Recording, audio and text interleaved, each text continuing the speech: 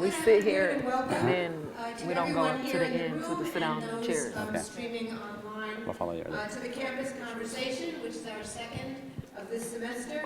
I'm Susan Poser, the provost at UIC. The goal of the campus conversation series is to have faculty, students, and staff engage with each other about some of the big issues of our time going on now and affecting all of us. As a community dedicated to social justice and diversity, we come together to try to understand current events and talk about issues. Over the past 3 years, we have looked at issues such as immigration, civil rights, national and local elections, and the hashtag #MeToo movement. This academic year, we've looked at food insecurity, general education, and free speech on campus. We will close this series for the year next month with a panel about Mayor Lightfoot's first year in office. Today, the topic is the 2020 Illinois Census, and particularly the role that UIC is playing in this process. We have 4 experts in this field who will share their insights on the topic. 2 representatives from the Illinois Department of Human Services will begin with an overview of the census, and I want to do a special shout out and thank you for the t-shirt, which I will wear with pride. And then we'll have UIC faculty members, Kathleen Yang-Clayton and Moira Zellner. They will share more about UIC's role and campus engagement. All of the presentations will take around 45 minutes, after which we will have 30 minutes for audience Q&A. On your chairs, there's a pencil and paper to write down your questions. Please write them down, and as we get closer to Q&A, they will be collected, and then we will provide them to the panel. So now it's my pleasure. I'm going to introduce the whole panel at once, even though they will come up in, I think, in pairs. Our first 2 presenters are Oswaldo Alvarez, who is the statewide census co-director of the 2020 Census Office for the state of Illinois. Oswaldo received his MA in Public Administration, Social Policy, and Social Service Professions from the University of Chicago. Oswaldo has a demonstrated professional history in the nonprofit organization management industry. Most recently, he served as program officer at the Grand Victoria Foundation. Marishonta Wilkerson is the statewide census co-director of the 2020 Census Office for the state of Illinois. Previously, Marishonta served as assistant counsel to the Speaker for the Illinois House of Representatives. Marishonta received her law degree from Northern Illinois University College of Law. Dr. Kathleen Yang-Clayton is clinical assistant professor in the Department of Public Administration, College of Urban Planning, and Public Affairs at UIC. She's co-principal investigator of the Illinois Department of Human Services UIC Census 2020 program. Dr. Yang-Clayton's cross-movement work on voting rights resulted in the passage of landmark legislation in Illinois that expanded access to underserved communities through same-day registration. I'm doing extremely short bios today. Dr. Yang-Clayton received her PhD in sociology from the University of Chicago. She also holds an MS in natural resource and agricultural economics from the University of Arizona. Finally, Dr. Moira Zellner is associate professor in the Department of Urban Planning and Policy and co-principal investigator of the Illinois Department of Human Services UIC Census 2020 program. Dr. Zellner has served as primary investigator and co-investigator for multidisciplinary projects studying how specific policy, technological, and behavioral changes can effectively address a range of complex social and environmental problems where interaction effects make responsibilities and burdens unclear. Dr. Zellner received her PhD in Urban and Regional Planning and Complex Systems at the University of Michigan, from which she also has a master's in Urban Planning. So I would now like to invite Mr. Alvarez and Ms. Wilkerson to the platform to begin this conversation. Thank you. Okay. Yeah. Do we clap? I don't know. You're doing the first part? All right. Or maybe I can. You want me to go first? Sure. Yeah. Okay. Maybe I'll go. How you guys are. Okay. Hello, everyone. Thank you so much for having us. I'm Oswaldo Alvarez, and Marishonta Wilkerson. so we usually split our presentation in 2. So I am going to go first, and then after my section, and I will turn it over to my colleague Marishonta. So the 2020 census. I guess we like to start by talking to all of you, talking to all of the community members on why is the census important. The census is it happens every 10 years, as many of you I'm sure know, and the census has really three big components of what it does. One, it determines political representation across the U.S. Two, it guides resources across the entire U.S. And then three, it is a mechanism of statistics that allows for job creations, for road creations, for all of these different things across the U.S. One of the things that I usually like to share with people is that the census is actually the sixth sentence of the U.S. Constitution. So you know that document that starts with "We the people," and freedom of speech was an amendment that was not part of the original U.S. Constitution. That's right. Yes. So the reason I like to point this out is because of the power of what the census does. It draws the maps. It draws the resources. If you get counted, you exist. So what does this mean for Illinois? Illinois, since the 1930s, Illinois has been losing a congressional seat since the 1930s. After every census, we have been losing one seat after each decennial. This census, actually, we already are most likely going to lose one more congressional seat. If we have an undercount, we do have the threat of losing 2 congressional seats this year, this census. One of the things that people don't know is that, and we'll get a little bit more into why the undercount, right? But one of the things that we know is that Illinois as a state has been losing population. The city of Chicago has been losing population. The Midwest is losing population. However, we also know that there are pockets that are growing, and they are growing with the same pockets of individuals who are very afraid to have to do anything with government. So because of that, we have our work ahead we have a lot of work ahead, and because we want to make sure, again, that our communities have the representation and the resources. Another thing that it does, what does this mean for Illinois? Illinois receives each year $34 billion just on census data. So these are not competitive grants. These are not RFPs. This is no grant writer writing anything behind whatever because there's a new opportunity. This is just census data, dollars that come to the state of Illinois, just because of how many people are residents in the state of Illinois. So this is just to give you a perspective of what this means for our state, what this means for our city. We live in Chicago, right? We live in a global hub, right? What does this mean to be a global hub? What does it mean for the roads? What does it mean for the airport? What does it mean for the schools? So these are the things just for people to know. And this is just for example, just to give you examples of, this is just like a very, very brief snapshot of like dollars that come to the state just on census data. So as you can see, from Pell Grant, we try to tailor it because we're here at UIC. The education ones, and then of course there's other ones. Again, there's so many that, but anyway. And here I'll turn it over to my colleague Marishonta. Okay, and so this office got created by the executive order from our governor, and we have $29 million that was appropriated from the General Assembly for census outreach and education. And so this is the biggest per capita investment in census in the country, so we're very proud of that.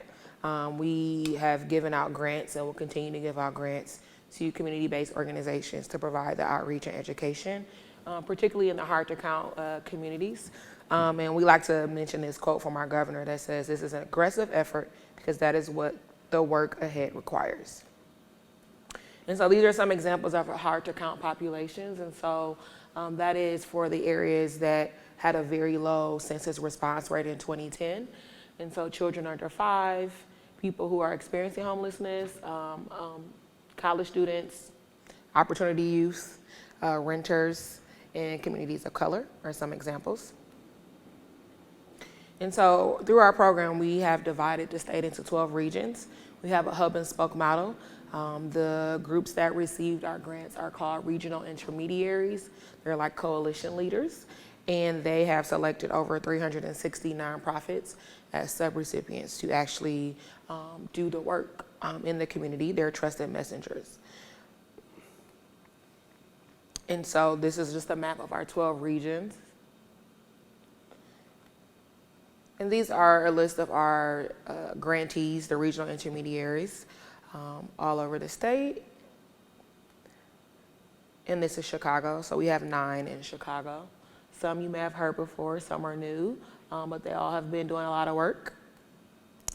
And then this is our Chicago map of the 9 RIs, and so very clear geographic and HTC assignments. And so you'll see an asterisk for YWCA. They've been assigned to provide outreach and education for people experiencing homelessness in Chicago, as well as the LGBTQ community, and Illinois Action for Children to reach the children 0 to 5 throughout the whole entire city.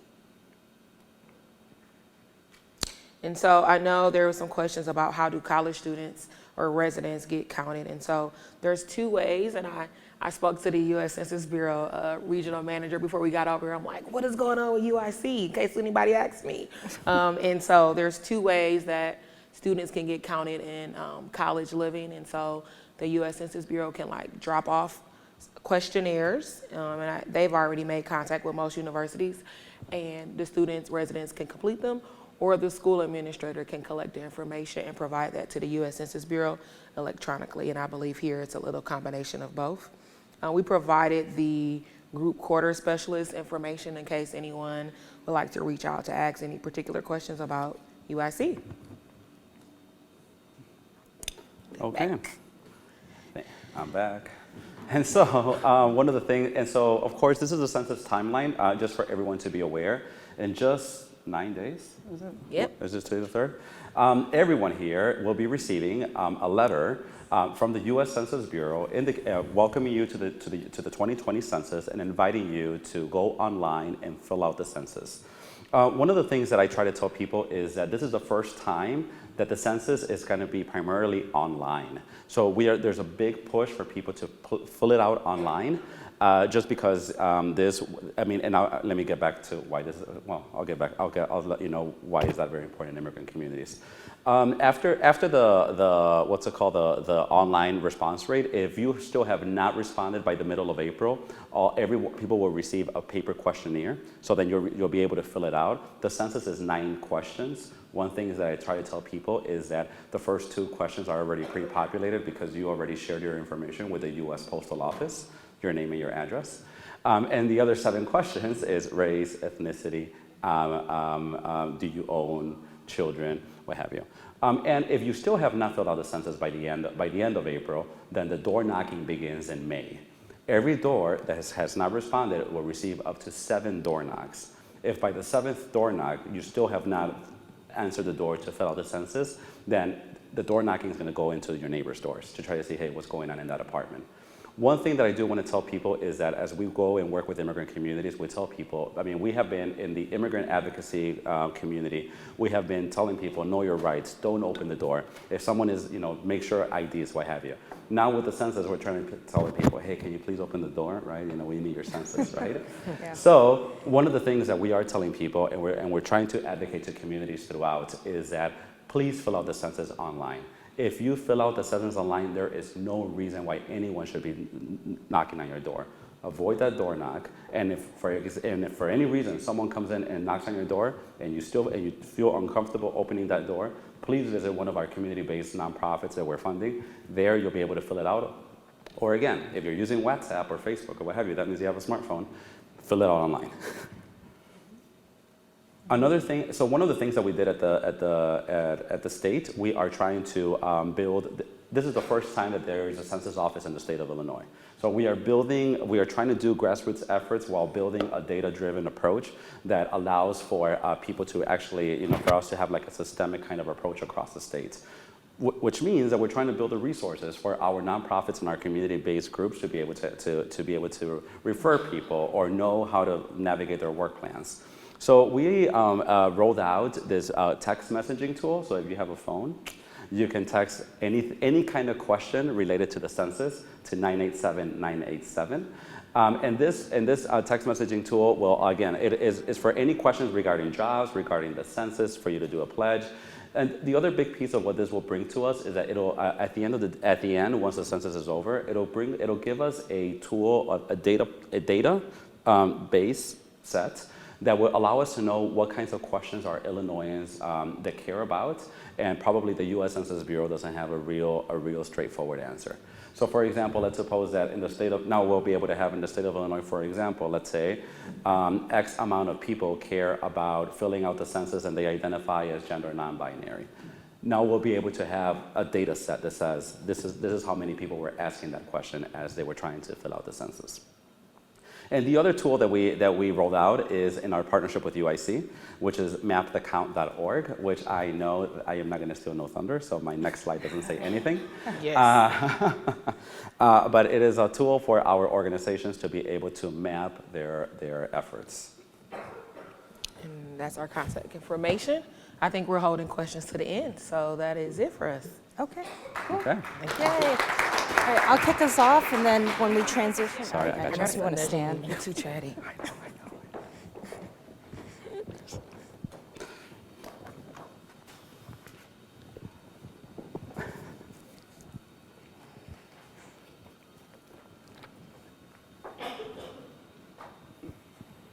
Cool. Thank you. All right. Okay, all right, so I'm using my loud lecture voice, sorry guys. So my name's Kathleen Yang-Clayton. I am faculty here at the College of Urban Planning and Public Affairs. I jotted down a couple of notes just to, first I just want to give a shout out to Shanta and Osvaldo. They focused a lot on the content, but they have been traveling the entire state. And they go to so many of these types of community meetings. When I reached out to them and I was like, we're a community too, UIC, and they're like, of course. And I'd originally just asked for one of the two of them, but because we all are loving each other, I'm so grateful and glad you guys are both here, so thank you. Thank you. I also wanted to emphasize one thing that doesn't appear really in here, and I'm just gonna start scrolling through. So first of all, big shout out to Dr. Janet Smith. She couldn't make it today. She's giving a keynote somewhere on the West Coast, so she couldn't make it. But the thing I wanted to point out is the names under our faces. So this project has brought in a lot of resources that we are now using to hire postdocs, researchers, Census Ambassadors to the tune of close to 25 individuals from our community, right, to leverage their human capital and their training and their passion to do this work. And so we're really grateful that we had this opportunity, or we're having this opportunity to do this. So I'm gonna give the sort of overview, and I'm gonna try to run through it pretty quickly. I don't know when we actually started, so tell me to slow down or just throw something at me if you have a question. So technical assistance. So there's two components to the technical assistance work that we're doing. So we are on weekly webinars right now with all of those RIs. So you know that scroll down with all the organizations, the subs, all these municipalities that need real deep technical assistance support, because they might never have actually run a comms plan around getting a message out around the census. So we develop on-demand, on-site trainings as well. And then, you know, of course, we're always answering the phone or emails and sending stuff. We've had these network convenings over at DPI, Discovery Partners Institute, statewide convenings where all 21, so there's 21 regional intermediaries, there's 31 contracts, so sometimes you'll hear both numbers. So we convene with them every 2 months to really like workshop and give them the information, the support that they need as a group. I and a couple of other of our staff are actually headed down to Springfield to work with our partners downstate, because they always have to come up to Chicago. There's a lot of them down there, so we're doing regional convenings as well. So let me give you a couple of examples of the resources, and you guys are welcome. You can just Google this. Just Google UIC DPA Census 2020, and it'll pop you onto a website.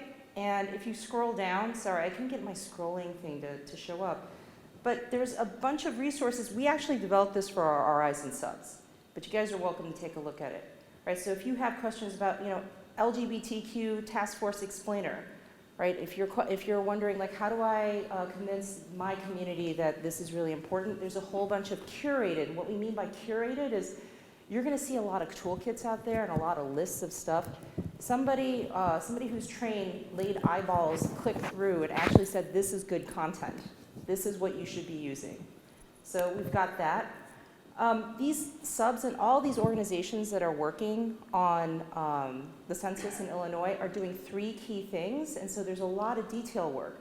They're doing community education, so there are tons of workshops, in language, radio, TV, and newspaper ads, posters, billboards, transit posters. I mean, it's detailed. Then they're doing direct engagement. I understand that the handshaking is no longer a thing right now, so I mean, like maybe high-fiving, right? But they're flyering outside of popular sites in their communities, supermarkets, bodegas, wherever. They're also going to be door knocking and phone banking. So there's 2 separate phases, right? Right now, there are no door knockers going out from the census. So what our trusted community partners are doing is they're already out there either trying to register voters for the upcoming primary or for the general elections. They're out there doing canvassing around public health issues in their communities. So they've added the census as a part of the messaging that they're giving out. Then finally, questionnaire assistance. So I think what Shanta and Oswaldo were saying, that if they don't have access to Wi-Fi, which unfortunately access to Wi-Fi pretty much maps on to poverty areas in the city, then they have Wi-Fi enabled portable tablets, and they are reaching out to people to invite them to libraries and all that stuff, as well as just to give direct support. Okay, so what's happening, and this is the slide that I believe that Janet would present. Campus engagement at UIC and across the state. So if you go to the Natalie P. Voorhees Center for Neighborhood and Community Development, I just took a screenshot. So what the team there did was they took a slideshow that I'm going to share with you guys, and they customized it for each of the 9 universities I think that we were supposed to work with. But I want you guys to look at this, especially those of you who teach classes or are in front of students. If you click through, right, and you go to the University of Illinois at Chicago, it takes you to an open box system. And the reason why I'm pointing this out is that you can actually, if you scroll down and you look at Census 2020 presentation, UIC PowerPoint, there's another version of this, I couldn't get everything in one, where that's a slideshow that has very clear slides. There's facilitator notes. We have a version in this box that has a voiceover, so you don't even have to talk. You just have to turn it on and just let it go. But what we're trying to ask faculty and staff, and even students, and I'll talk about Census Ambassadors in a second, is to actually just don't wait for someone to ask you, hey, should you do a census present? Just do it, right? Like there's no like green light, yellow light. Like if you belong to a Gurdwara or a temple, or you have a community center that you're actively engaged, just grab what you need and do a presentation. Right? Like we're in the 11th hour right now, so the faster we can get this done, the better. You can also go to census2020.uic.edu, and there's a website that includes more census FAQs. We're just trying to get this out into multiple channels. Let me talk about Census Ambassadors. So, oops, sorry, this is also a slide. Do we have any of our Census Ambassadors here? Oh, okay, so Shreyas, stand up, say hi. So Shreyas is actually our first Census Ambassador. We have 9 others now on top of him. We're trying to recruit another 5. But basically, he is our Asian American Resource and Cultural Center. Like, you're specifically tagged there, but we do a lot of intersectional collaboration and stuff like that. And he runs workshops at the center. He will go to classrooms. He's working with Greek organizations too, right? Yes, Greek organizations, and mainly just outside organizations right now. Okay, so I mean, so it's both inside and outside. So we're tapping into the diversity that's already present at UIC. Thank you, Shaz. And some of the quotes that we're getting from our Census Ambassadors, just want to say, just want to quote them. Growing up in a predominantly Hispanic immigrant neighborhood, I look at myself as a product of my own environment. And as such, promoting civic engagement and achieving social justice are 2 of my greatest passions. The second, I too identify with many of the undercounted populations in the city and want to do all that I can to ensure that everyone is counted, because everyone counts. So we've got really passionate, earnest students who are hitting the pavement. And so if you see them flyering outside the library or whatever, spread the word. It's really encouraging for them to see people showing up and actually saying that they care as well. If you're interested in volunteering and you're a student in the office, take down that email, right? Use your little sheet of paper, right? Reach out. His name is Austin. Of course, Austin didn't write his name. It's Austin. Just like randomly email him. But he is extremely responsive. He's looking for students who can maybe only volunteer once or twice, right? Like you don't have to commit to the 10 hours a week that Census Ambassadors, so just get connected. We'll figure it out. Finally, I think this is my second to last slide. So we also have developed a box system. It's a secure cloud-based upload system that's capturing census activities in real time. So those sort of coalition leaders, the 21 or big organizations like the Illinois Coalition for Immigrant and Refugee Rights, the Illinois Action for Children, Western Illinois Regional Council, love them, small but mighty. They're using this system, and basically they're given a link to go into the system. So you can see Champaign-Urbana Public Health District, and they click into it, and they start uploading what we call artifacts. So when they run a billboard, they'll take a picture of it. When they have a workshop, they'll take a picture of people standing up to be counted, or sign-in sheets. And so this is what they're starting to do, and this is kind of dated. Like I took the snapshot like 2 weeks ago. But this is Illinois Action for Children, right? And so they're uploading things like commitment cards, community impact sign-in sheets. And so this is just another way in our technical assistance layer that we're supporting the work that IDHS needs to be done, because they are a government agency. So there's like fiduciary responsibilities and auditing requirements and all this business. And so it's been a great partnership to work with them. So here's an example. Census, trusted messenger. It's really cool to see stuff like this. And Berwyn's jumping into the fray. And then you're going to see a whole bunch of billboards going up, hopefully in the next week. And so I think this is where I transition to my colleague. Here we go. All right. I don't know how, yeah. I don't know how long. Huh? Thank you. That's all right. All right, thank you. Hi everyone, I'm Moira Zellner. I'm also faculty in the College of Urban Planning and Public Affairs and in Urban Planning and Policy, and I'm also director of the Urban Data Visualization Lab. And so one of the things that we did as part of the project was to create ways to visualize different kinds of information that would be helpful to support the census. And all of this is on our website, and I'll give you the URL at the end. But the first part of our work was trying to project where these hard-to-count populations would be in order to inform the efforts on outreach that would happen across the state, and to make sure that they were directed in the place that they were needed.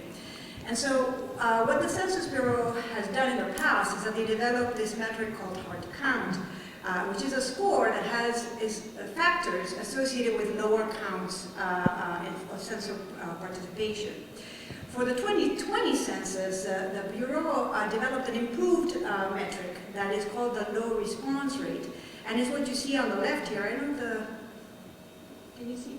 So this map on the left here shows the results of that low response score across Illinois. And while the previous HTC score weighs all the different factors that contribute to low response rates equally, this is an improved version from the Census Bureau because it gives different factors different weights according to how important they are. And that's great. The only thing is that they applied this model or this method equally to the entire United States. And so it doesn't really account for geographic differences among states, let alone within states. And we intuitively know that Chicago is different from downstate Illinois. And so the factors that may be contributing, as an example, there are many other internal differences. And so we wanted to account for those internal differences in whatever projection we had of where the response rates would be and why. What are the factors contributing to those response rates? So we developed our own metric, which is called the mapped account metric, that accounts for these geographic regions. And what that allowed us to do is to understand which areas are actually different from each other. And I'll show you in the next slides. But the idea is to more precisely project where the low response rates would be and why. And the main finding here that you see on the map is that on the right, the map is a little bit darker, right, than on the left. The left is the Census Bureau metric, the right is ours. And what we're suggesting here is that actually, from the Census Bureau, they might be overestimating the response rate. And it might be actually worse than we thought, and especially in the southern part of the state. So something already that can guide efforts in the future. So just to give an idea, essentially what we found is that all of these areas, so the city of Chicago, Chicago suburbs, urbanized areas outside of Chicago, urban clusters and rural areas, they're different from each other. That's what we found. And the factors then, there are some common factors that affect throughout, but there's different in priorities or importance.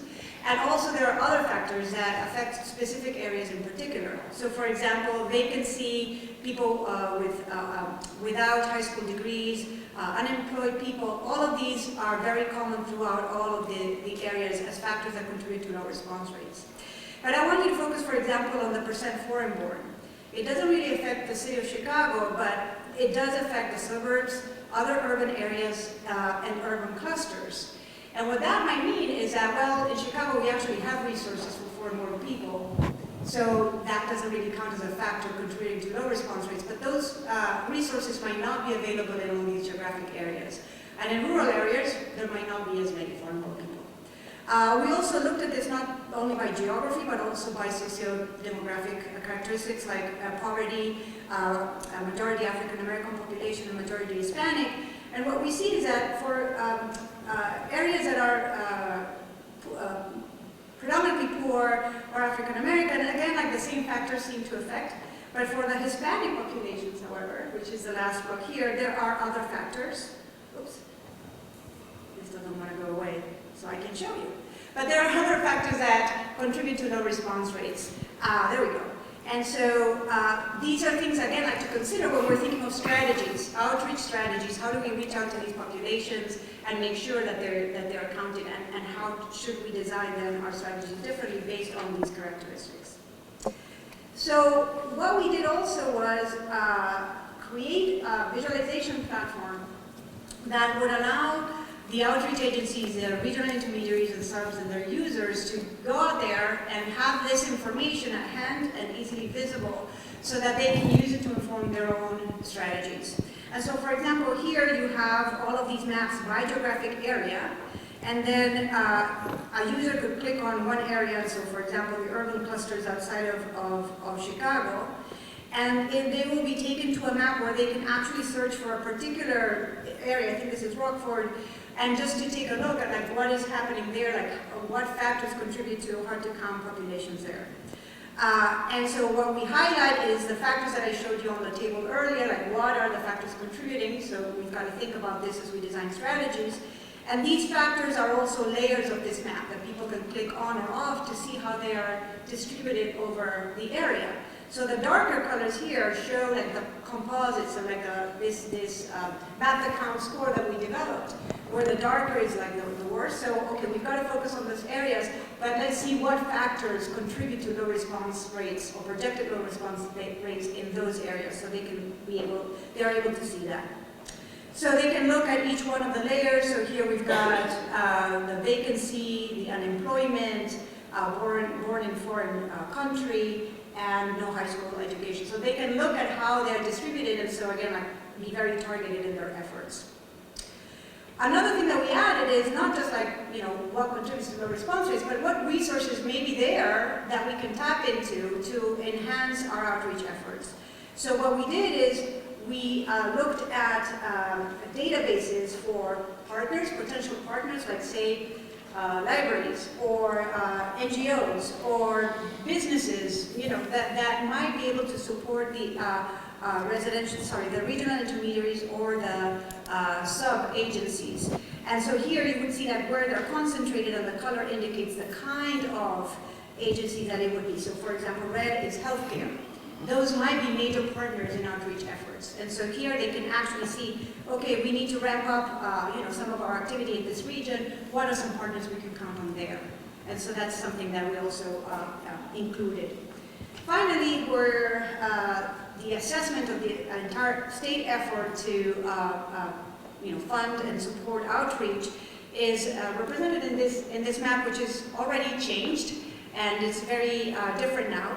But just to give you an idea, essentially what we have is the data that comes from the activity, the outreach activity itself, and how it's logged on, and we map it to see that actually the activities are happening where they need to happen.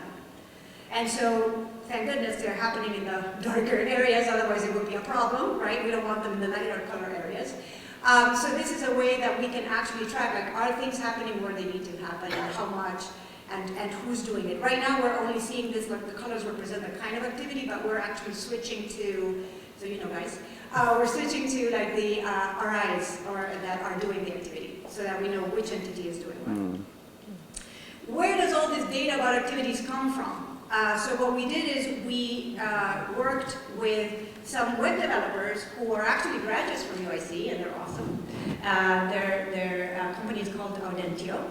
And we are working with them in very close collaboration to create these surveys that are online surveys that the regional intermediaries, the subs, and the users of these organizations can go to the field and log in all the activity that they're doing.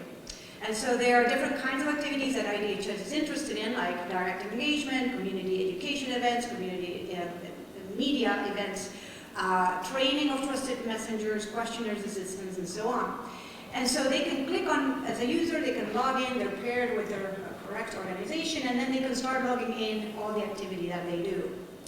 What this also allows is for different activities, or different organizations, to put their own goals, and they do have, because they have to state what their goals are to IDHS, and this is what we are attempting to do it. And they can post those goals, and then see how are we doing with respect to those goals. Now in this particular example, they might be like extreme overachievers because they are 5,000, over 5,000, over 5,000% over their stated goal, or it might just be like an error in what they reported. But either way, it's good because on one hand, if they are overachievers, we want to congratulate them. If they're not and it's an error, we want to be able to check on that and just make sure that they put the right thing in there. But it allows, again, like to put in goals and incentives and be able to track that. The other thing that this platform allows us to do is as the RIs administer subs, as IDHS administers and supervises all the RIs, which is an incredibly complex task. One of the things that the platform does is that it allows for the aggregation and kind of like general overview of what's happening in the entire state. That is, funded by these funds. So it does facilitate gathering information so that IDHS can see progress and kind of like flag some things that might be, problematic and to follow up with if some RIs are having difficulty, if some subs are having difficulty. And it's a fairly simple experience, although of course, once people are learning a new tool, it's, at the beginning it's a little bit painful, and so there's a lot of, support and tech support that we're involved in, but it's becoming, definitely, it's like the adoption has increased greatly. But it's a fairly simple experience then, and so the key organizations and outreach workers are together, and we can look at all of the experience together, so we're sure that we maximize efforts across the board. So there's some of the features is that there's easy submission for those in the field. This works on a mobile phone, on a tablet, on laptop. There's the ability for the RIs to input and track data. There's a quick turnaround for submitting and evaluating data. You can run reports, create summaries, gather the required IDHS data so the RIs can submit their reports every month. And again, share goals and track milestones and progress. So for now, as of this morning, so because Oswaldo and Marishonta don't know this, we have 23 regional intermediaries, actually it's 23 contracts, which actually are 25. But so there are a few that we're still targeting to try to bring them on board, but 321 subs and 3,000 activity reports already logged in. And again, this platform allows us to quickly look at the progress every day. And so we integrate all of this into the mapping tool. So remember that map that I showed you with activities, this is for the overall state. Again, this is outdated already. We've got to update it with the new information. And also with just this different visualization by RI.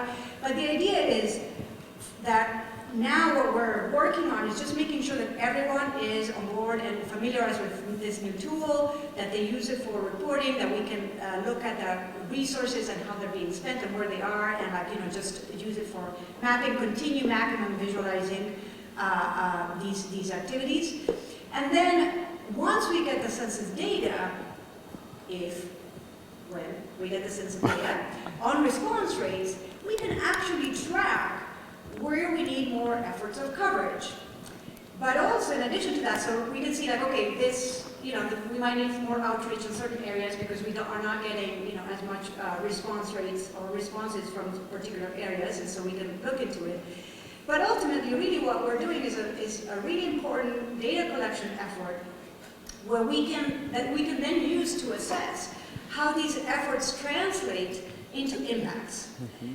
There are not many studies out there on this. There's only one that we found, and we did look because we wanted to inform outreach efforts and what kinds of strategies would be more impactful for particular kinds of factors that are an obstacle to response, participating in a census. And we didn't find that many. This would be like only the second that we know of, and really with full data, because even that didn't really have the ability, like in terms of the kind of quantity of data, to match effort to impact. So this would really be a first effort to be able to do that. So if you want to know more, just explore our website. That's mapaccount.org or mapaccount.uic.edu. Either one, you get to the same place. And I think that is it. You are welcome to reach out to us and contact us if you have any questions, if you're curious, if if you have feedback and ideas, just let us know. We'll be happy to hear it. Cool. Yay. Oh, okay. Moira, you stay up there and grab a seat, and then I'm going to follow you guys since you have to sit back there. Yeah. So you go. You're the second and then Sure. Okay. All right. I feel so official. Okay. Here you go. Of course, I brought my phone. I would have worn my nice heels. I know this is the Oprah part. Wonderful talks, incredibly informative, and Okay. you're doing such important work. So I have three questions, one of which is really, I think, pretty easy. So please, it's a relatively small audience, but this is like the census, it's your opportunity to be heard. Yeah. So please fill out your cards and please pick them up. But here's the easy question. Can you repeat where faculty can find a link for a census presentation you can show in class? Sure. So if you Google... Do you want to show it on the we can just, if you just back up to the Voorhees slide.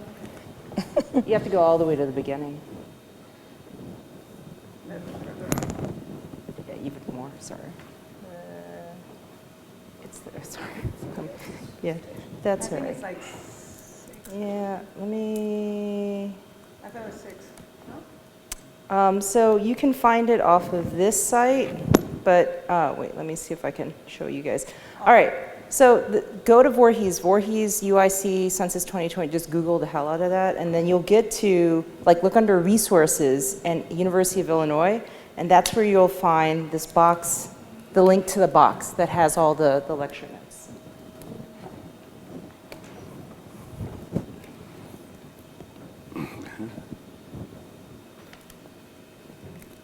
How can communities use the 987 text option as a tool for advocacy and political engagement beyond what the census questions ask?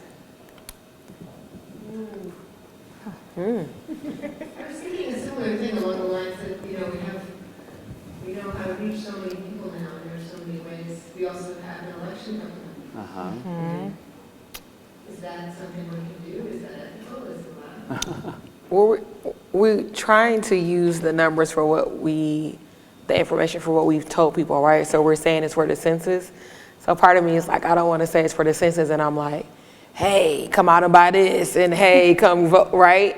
Also, I know there's some, we feel about linking this information with voting, right? Because we don't want other communities, specifically immigrant communities, to feel like that they're the same requirements to be able to vote and respond to the census, right? Because they're not.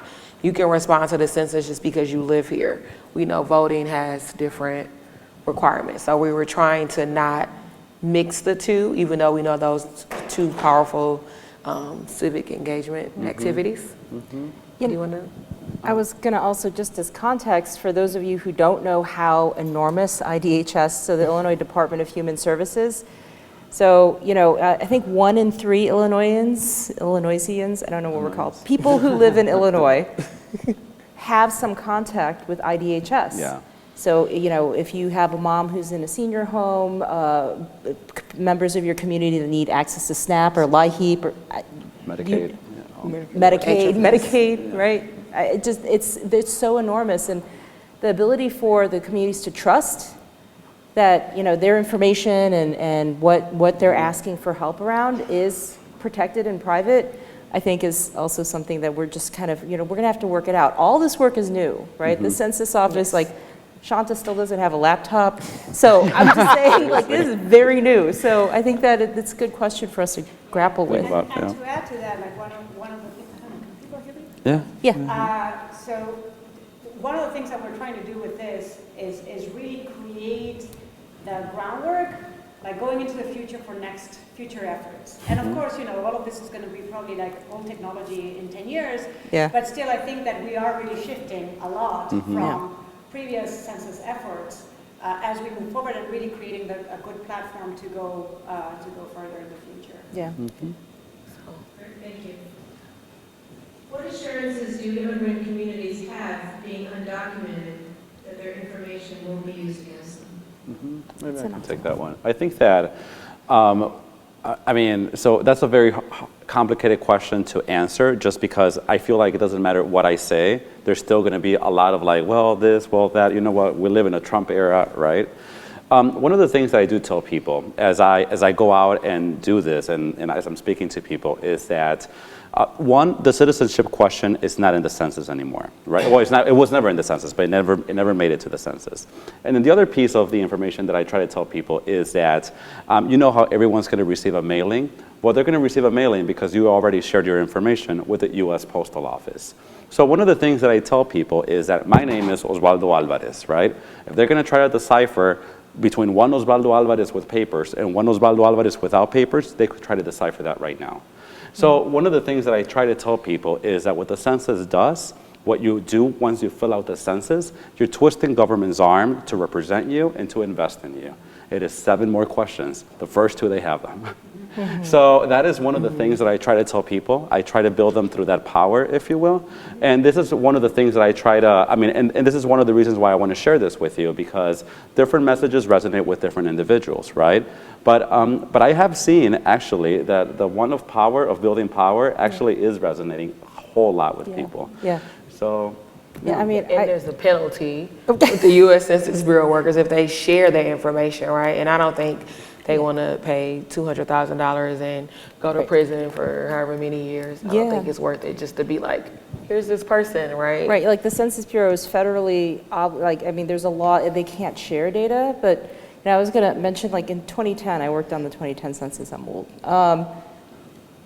That fear really did only exist in certain communities, so Muslim American and, you know, other communities, and that point about building power is really critical, because the money that comes back from our tax dollars goes to fund community-based organizations that provide in-language services, that provide access to, you know, trainings on citizenship and all these other things, and also provide the social infrastructure for when ICE starts raiding. They're the first ones on the front lines, defending and protecting communities. So, I mean, you know, it's not like a one-for-one, like, you know, if I don't do it, then they'll still always be around. It's like, it's an ecology. Like, we need people to show up. Yeah. So. Okay. Are the plans to accelerate door knocking for college campuses, are there plans, I'm sorry, to accelerate door knocking for college campuses given the end of the semesters? So colleges, the dorms and college living facilities are counted in the group quarters, and so the U.S. Census Bureau will reach out to the school administrator to do that count. So we won't necessarily need to do door knocking on dorms, but for for students that may live off campus, our organizations should be door knocking soon.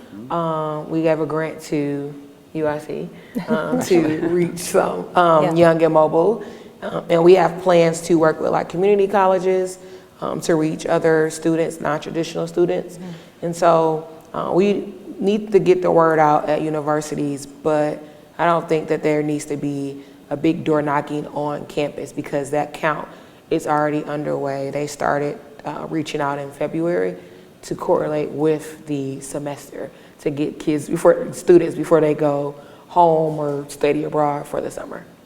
Yeah, if you download that UIC census presentation, so one of the slides is that 85% of UIC students commute. That was the whole logic behind our Census Ambassadors program, is that we knew that if all we had to do is just get in front of eyeballs in our classrooms, share why it's important. And what we're asking our students, like the faculty that have, CUPA faculty and some LAS and political science and others, they have shown this slide deck. And all we're asking is for those students to just go back home and talk with their families, their caregivers, to share this information and just help support fill out the census. We don't need, that's step one. Everything else, like door knocking and stuff like that, if you want to get involved, it's the Census Ambassadors project is how we're trying to funnel more active students into a sort of more intensive. The other place you can go, actually, and I didn't put it on here because lots of details, is the Office of Leadership and Student Engagement. Okay, so if you go through there's a volunteer portal, and just look up Census Ambassadors and you'll get immediately plugged in to many of these subs who are on campus right now looking for students who may be in your neighborhoods and communities, but you got to sign up first and just reach out so that we know you want to actually help. But that's the second level of intensity. And the third is Census Ambassadors, where you're spending 10 hours a week actually giving presentations. So, yeah. How does Illinois' census process compare with what other states are doing? It's much better. Well, we have the biggest appropriation for each person for census outreach and education, so we are better in that area, right? We have more money, which means we can do more and can put a more aggressive touch on the hard to count populations. We got the hub and spoke model from California, and that seems to be working, where you have the coalition leader and they give grants to a smaller community-based organization and they can give grants to another community-based organization. So the hub and the spoke and another spoke, because we know that trusted messengers are what will get the word out. And so I think that is where we are kind of similar. Another area where we're better is that there's some states that are we are not putting forth any census investments, right? Like Texas. Yeah. So then we're way better than them, right? And so I think that's how and then in terms of the visualization too, when we started working on this, we looked at other examples, and in terms of the functionalities of the website for reporting, and then the visualization and our own projection on where the hard-to-count populations might be and what populations those are, that's definitely very, very different and much more precise than what other states are doing. Yeah, and just to add, our model is really centered on the power that the community-based nonprofits bring, that they are the trusted messenger. You'll see more of them being the ones who have the Erie House T-shirt with the U.S. Census versus having an Illinois Census T-shirt, because we really believe in this bottom-up approach. However, we also do believe in building the plane, building the infrastructure, building the mapping system, right? So I think that we are truly trying to build it on both ends of the spectrum. Yeah, and we have, with the platform, we are reaching out to that ground level activity and giving them the tools to then do their work more effectively. Yeah. Is there any fear of interference in the census, just given the world we're living in? Yeah, of course. That's already happened. Yeah. It's already happened. Oh, yeah. The whole citizenship question. I guess I meant sort of more sub-rosa type of interference. Like interference, how? Well, with the online form. Oh, the hacking stuff? Oh. No, I mean, we have actually discussed it, and so I'm not gonna reveal, but like, I mean, we have protections in place, Mm-hmm. but I, won't say more because I don't want to. Right. So it's like, no, but definitely that's always an issue.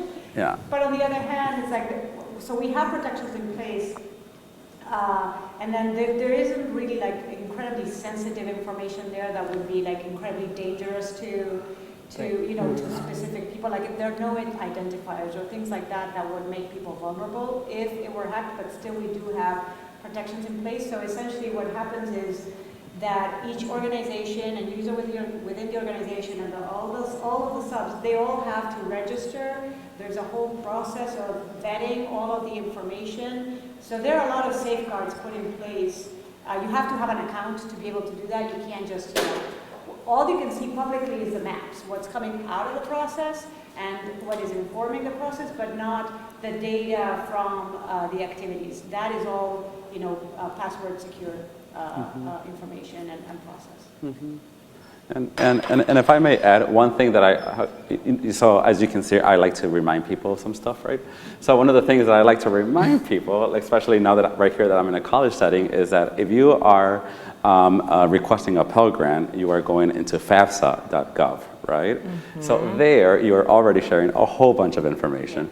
One of the things that I tell people is that a lot of the information, I mean, and to your point, Moira, the census is 9 questions, right? And it's not a social security question. It's not a, so these are just things that I try to remind people, right? That, that there of course, there's always a threat, but there has been for years now, all of the mechanisms to try to make sure that everything that is online is as safe as it can be.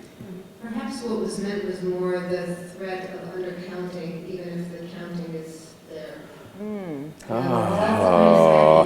That for political purposes, not for purposes of individuals. So that would be like a census. A U.S. Census Yeah, Bureau. well, I mean, I've heard, okay, so you all remember Obamacare? And, or maybe not, some of the older ones, okay? But, so when that platform rolled out, it immediately crashed because of just they underestimated that. So that, I mean, maybe those were bots, I don't know, but I mean, they just had underestimated and right now the news from the census and then those who are monitoring census testing is that they started late, they don't have enough money. What is the likelihood of this platform potentially crashing? So that's why we're also emphasizing, make sure, there's a phone option, okay, that's pretty fast, and then as well as the mail-in, right? Like just multiple ways, just in case if you can't log in, you still have a backup plan. So things like that. Okay. I have 2 more questions up here, so if anyone has another question, please give to us. This one says it's for Moira. What data response rates were used for the data mapping? For example, was it the 2010 census, and how was it built? Yeah, so essentially what we used was, we looked at and we created a methodology with the 2010 data, but then we used more recent data from, so that was census data, but then we used more recent data from the American Community Survey. And so that's what we used to project going forward because there have been a lot of recent demographic changes, right? So that's what we used looking forward. And so what we did is, again, we went through several iterations of looking at, different statistical approaches to see relationships between factors, and every time we would meet, I would like, well, but what about, and I would, the people working with me who were listed there, they were all happy to do it in the end, but it was like, no, question. But geography did matter, and intuitively it did matter, and that was something that really was novel and was brought as part of one of the iterations and discussions. And so we did it in parts. We did it as a progression, as an iterative process, and I remember sharing it with Kathleen and Janet, and then I asked, what other demographic factors should we do, kind of like a matrix of geography with demography, and my technicians were just starting to pull their hair out. But, Kathleen said, no, but I think that we need to look, I said, what are the main demographic aspects? And so she shared, Yeah. Hispanic, African American, Right. and poverty. Yeah. And so that's what we did, and we tried, and we did see that there were differences. So we were really looking at it and slicing Yeah. the information in different ways to get to this comprehensive model. The model that you see then is a combination, so the map shows a combination of the geographic models, but then also having as these other layers of information the sociodemographic ones. Yeah. So it's like a really multi-method kind of approach, and the process itself was an iterative one. Yeah. No, and it was actually a really, I mean, that it was one of the more fun experiences because, I mean, you know, so having worked on the census and also working in Asian American communities, like, so there was like sort of built-in just knowledge of there's a Lao American community out in Elgin, and I know what's going on with them, but they're, you know, they might not be missed if we are only looking in Chicago metropolitan statistics. There's been a lot of growth in Latino populations in the collar counties Yes. because of migrant workers and all this who are nowhere on the radar. So informing some of that and then coming up with a model that, you know, I mean, what's gratifying is to see the model actually reflecting the things that we know are going on the ground. So it's kind of cool to see that. That's cool. Thank you. Okay, and last question I have, again, another, I think a simple one. Do you need to receive the print mailing in order to respond online? No. Is there a login ID or something in the printed letter? So when you get the invitation, if you get it, there is a code, but you don't need that to respond. So you can just go in and respond without it. It'll give you the 9-digit zip code So. if you want it. Yeah.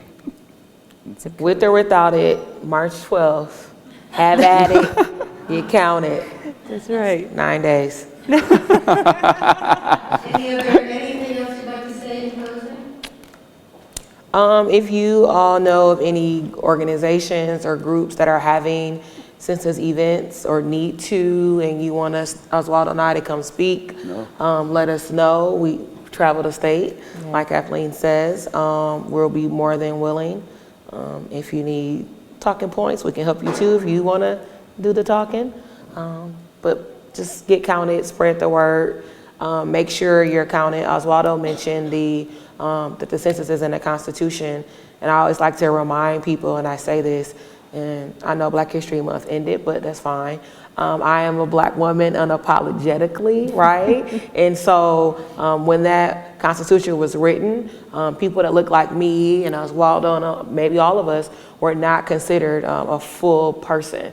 We were counted as 3/5.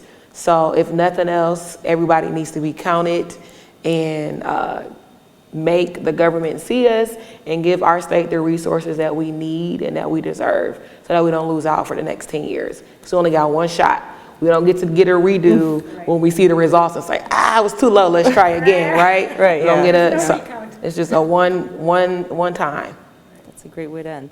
Okay, great way to end. Please join me in thanking our speakers. I like that.